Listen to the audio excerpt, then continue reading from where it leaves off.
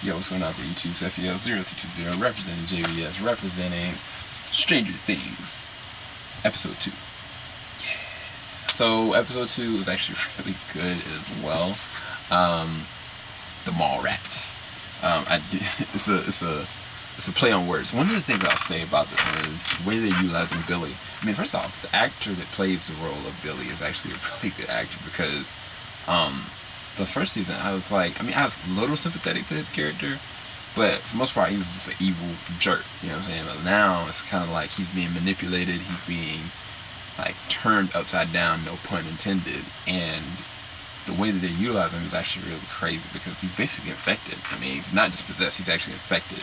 And so the last scene of this, I was just like, my jaw just like legit dropped because I kind of knew it was coming, but I didn't know it was gonna be like that. The other thing that's going on is our very own the Hawkins Post quote unquote reporters, when they found the old lady with the rat.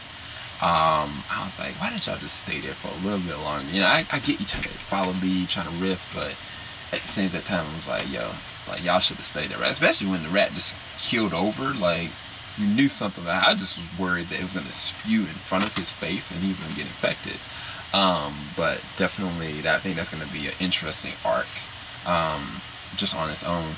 But it was good to see Dustin and Steve meeting again and working with the other ice cream chick that's trying to decipher this Russian code, and I think that's a really interesting arc as well.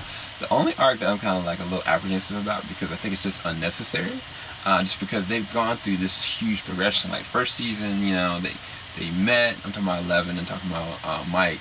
They met, they interacted, definitely fell in love. She basically died. Second season, the whole entire season, she's been kept apart from him. She meets him. They're back together, finally. Now this season they're together, and it's kind of like, I mean, it's teen angst, and it's just kind of like unnecessary teen angst to me. But at the same time, it's progressional. The other thing is, the weird thing is, Will is this third Will, no pun intended. And it's kind of like he kept on asking, like, let's play D&D. I was like, bro, like just talk, like help or something. You know what I'm saying? It's kind of like underutilized because Noah snapped. First off, the second season should have gotten an Emmy. Period. I didn't see any other performance last year that equal to his. Like, he nailed his performance. I'm praying they give him more clout in this season because he's deserving of it. It's just interesting. Lucas and Mike were trying to figure out like this gift to give to 11 and stuff like that, because Lucas knows he's been put in that situation by Sam, and then Sam is like gassing 11 up, like dumping. I don't think 11 even understands what dumping actually really means. And it's all Hop's fault, but at the same time, I mean, something needed to there did need to be boundaries set, but just not in that way. And then Hop is he's gonna be so upset. Like, I get it though, because you know,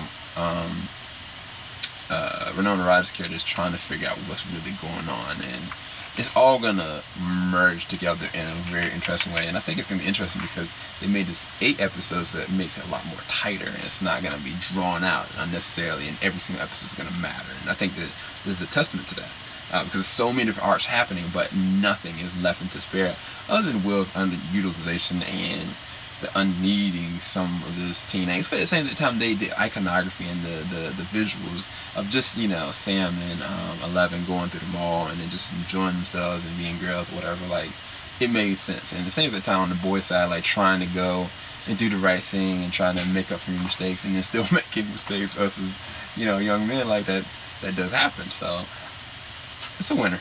Hopefully you guys enjoyed this review. I'll talk to you guys later on, sometime this afternoon, when I get a little bit more time to make more episodes. Keep it locked. JVS, we ain't gonna stop. Peace, guys.